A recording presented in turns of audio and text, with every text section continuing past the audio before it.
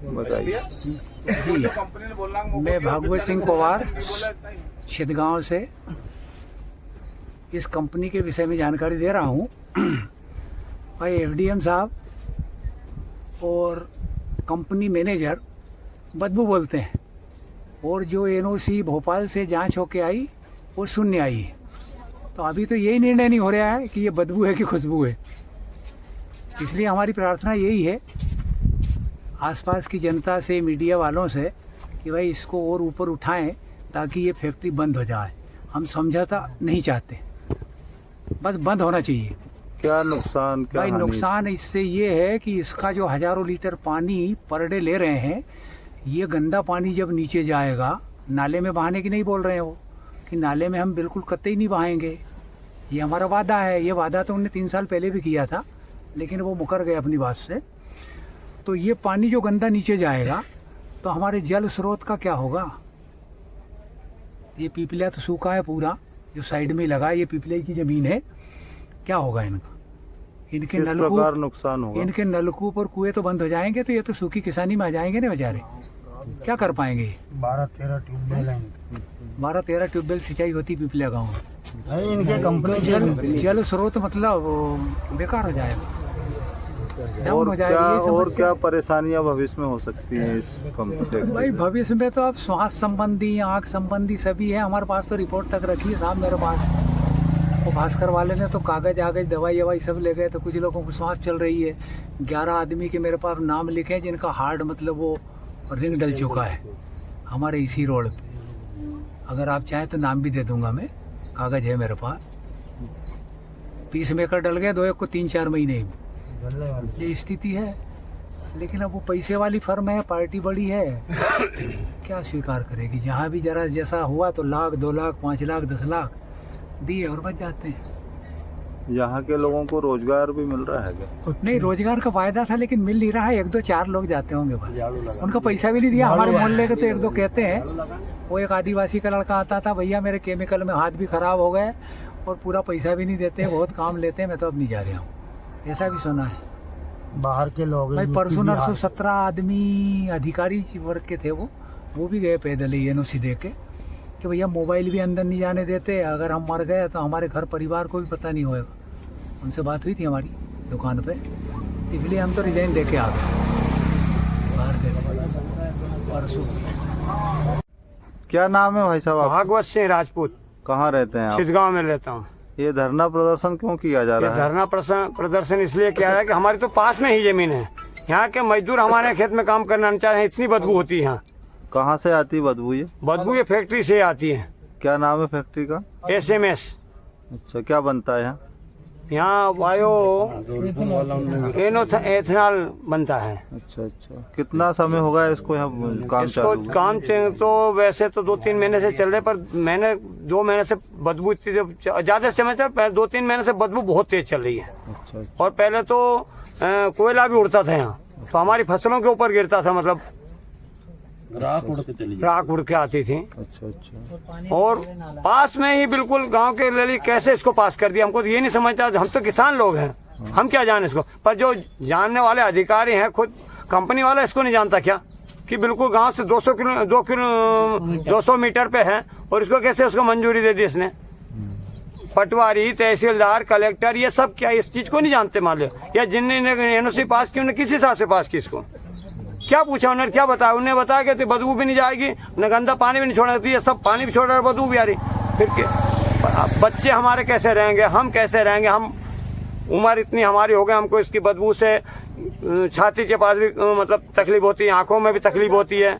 Doctor को दिखाया किसी ने? डॉक्टर नहीं, अभी डॉक्टर को नहीं दिखाया है। डॉक्टर को आंख के लिए दिखाया मैंने अभी इंदौर जाके। डॉक्टर क्या बोल रहे हैं डॉक्टर? क्या वो तुमको जलन होगी, उम्र तुम्हारी इतनी, पर उम्र नहीं, वो तो अब यहाँ आके बैठते जब भी जलन होती, वहाँ दूसरी जगह कहीं होती नहीं हमको। यहाँ गांव खेत पे काम करते हैं, जब माथा दुखता हमारा मुंह होती, बाकी दूसरी जगह तो होती नहीं। फिर ये दूसरी जगह भी होना चाहिए हमको, और ये कब होती? जब बदबू तेज आती तब। तो तभी होती है, नहीं तो अब ये बैठे अभी कुछ नहीं हो रहा है। पर जब बदबू तेज आती है, अभी थोड़ी देर बाद कभी कंपनी कम थोड़ी मद्दी चले, फिर थोड़ी देर बाद तेज, और ध्वनि भी इतनी तेज होती है कि बच्चे कैसे पढ़ेंगे स्कूल में। आप ध्वनि देखो, जब उसकी तेज ध्वनि होती है, जब इतनी तेज होती है इससे बेहद, और एक जैसी ध्वनि होती है, और रात में बहुत होती है।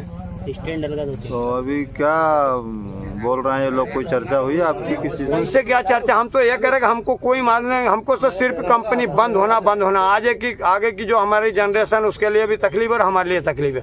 अभी तो जल नीचे प्रदूषित कम हुआ, अगर कंपनी इस प्रकार चलेगी तो पूरा जल प्रदूषित हो जाएगा। पीछे हटने वाला कोई काम नहीं।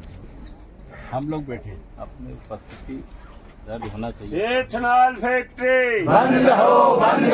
इथेनॉल फैक्ट्री बंद हो। इथेनॉल फैक्ट्री बंद हो। इथेनॉल फैक्ट्री बंद करो। जय जवान जय किसान, जय जवान जय किसान। भारत माता की जय, भारत माता की जय। एथेनॉल कंपनी बंद करो। हम अपना अधिकार मांगते, नहीं किसी से भेंट मांगते। कंपनी तेरी तानाशाही नहीं चलेगी। शोक नहीं मजबूरी है, ये हड़ताल जरूरी है। शोक नहीं मजबूरी है, ये हड़ताल जरूरी है। अभी तो ये अंगड़ाई है, आगे और लड़ाई है। एथेनॉल कंपनी बंद करो। जय जवान जय किसान, जय जवान जय किसान। मैं राकेश राजपूत ग्राम छिदगांव में का निवासी हूँ। हम लगभग 25 तारीख से धरने पर बैठे हैं, अनिश्चितकालीन धरने पर बैठे हैं। आज हमें 8 से 9 दिन होने पे आए हैं, पर कोई भी शासन या प्रशासन का कोई भी वरिष्ठ अधिकारी हमसे मिलने नहीं आए हैं कि आपकी क्या मांग है, आप क्या चाहते हैं। कोई भी एक व्यक्ति भी हमारे धरना स्थल पर नहीं पहुंचे हैं कि आप किस मांगों को लेकर यहाँ धरने पे बैठे हैं, आपकी क्या समस्याएं हैं, हम आपकी क्या सहायता कर सकते हैं। एक भी प्रतिनिधि या एक भी सरकार का कर्मचारी कोई भी हमसे मिलने नहीं आया आज तक। हमारी यही मांग है कि एथेनॉल फैक्ट्री केवल और केवल बंद हो, क्योंकि हम पूरा ग्रामवासी इससे बहुत ही ज्यादा परेशान हो चुके हैं। इसलिए सरकार से हमारी मांग है कि इसे जल्द से जल्द बंद कराया जाए। रामकृष्ण राजपूत, ग्राम नौसर से भारतीय किसान संघ तहसील अध्यक्ष टिमरनी।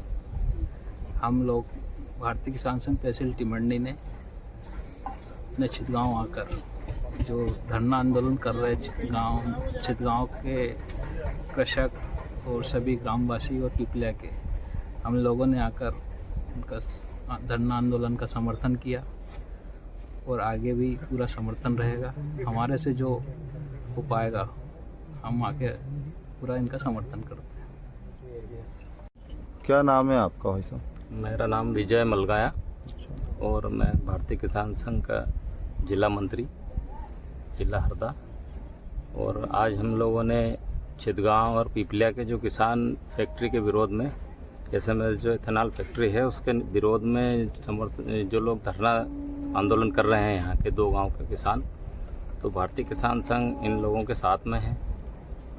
और हमने भी आकर यहाँ हम बैठे हैं, आकर देखा है कि बदबू भी आ रही है और ध्वनि प्रदूषण भी है, वायु प्रदूषण भी है, ध्वनि प्रदूषण। और इन लोगों से जानकारी मिली है कि जल भी प्रदूषित हो रहा है कहीं ना कहीं इस फैक्ट्री से, इस क्षेत्र में, और यहाँ की जनता को तकलीफ है और उसका समाधान होना चाहिए। मैं प्रताप सिंह राजपूत, ग्राम पंचायत छिदगांव मेल का सरपंच हूँ।